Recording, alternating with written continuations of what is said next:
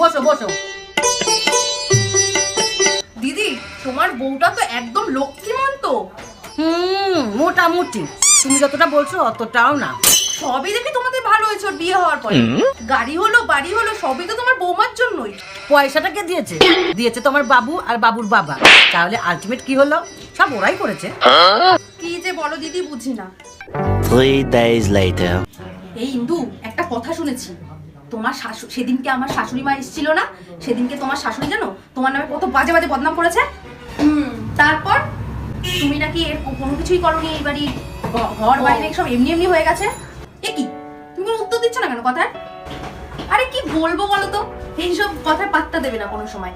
আমার বাবা মা একটা জিনিস শিখিয়েছে, তুমি কর্ম করে যাও, ফলের আশা কখনো করবে না।